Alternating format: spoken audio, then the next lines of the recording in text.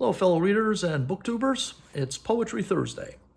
And for this Poetry Thursday, I'd like to do something a little different. Instead of reading a poem, I want to share with you an experience that I had this past weekend. I had dinner with some friends of mine, and one of the people at the dinner was a relative of one of my friends. Her name was Kathryn Haydon. I had never met her before. And she was a poet, and I was unfamiliar with her poetry. She was gracious enough to gift me a collection of her poems, Unsalted Blue Sunrise, Poems of Lake Michigan. This was published just in 2023. And I've read through this book one time so far. I am definitely returning to it. I'm going to marinate in it for a while and most certainly come back to it to give it its own video for BookTube. But let me just say this. This is the most authentic American voice I have encountered in poetry in a very, very long time. Miss Haydon is a direct spiritual descendant of poets like Walt Whitman and Carl Sandburg. Just wonderful. This knocked me off my chair. The beauty of these poems, the authenticity there, the heart and the clear-eyed vision that is found in these poems is really just remarkable.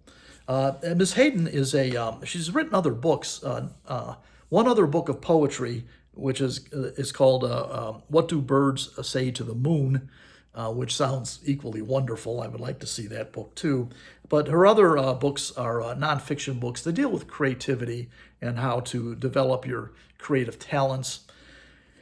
She also writes a column for Psychology Today called Adventures in Divergent Thinking. She's the founder of Sparkativity and Ignite Creative Learning Studio.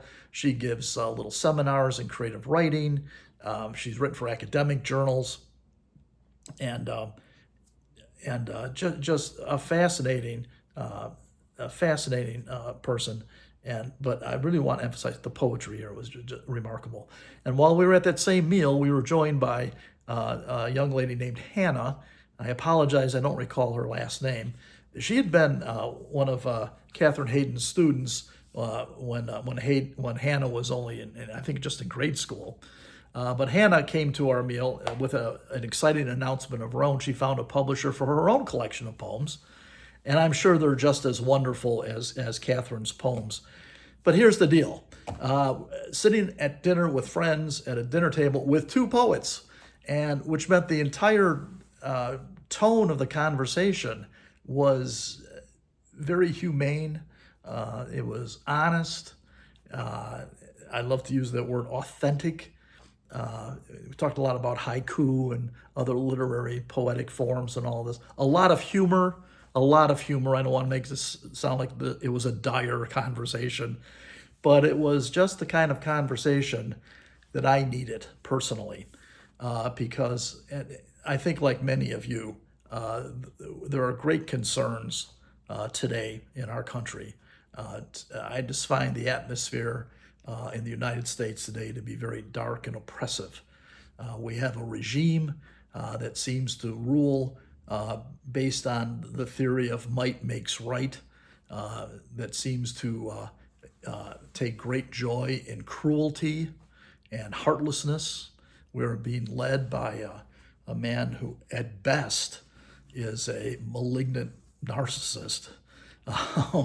And times are dark, and the arts are being attacked. As I'm sure many of you know, that book banning thing is just the beginning. Schools are being attacked and everything else. And it seems like the light of culture and civilization is about to be snuffed out, being stomped on by a jackbooted thug.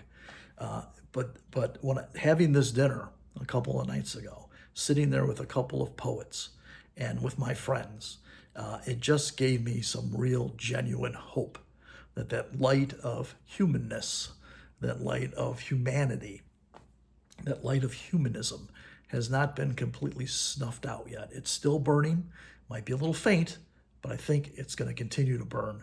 And as long as there are poets like this in the world, I think we're going to do okay. So that's what I wanted to share with you today. Keep on reading, be strong, and we'll get through this.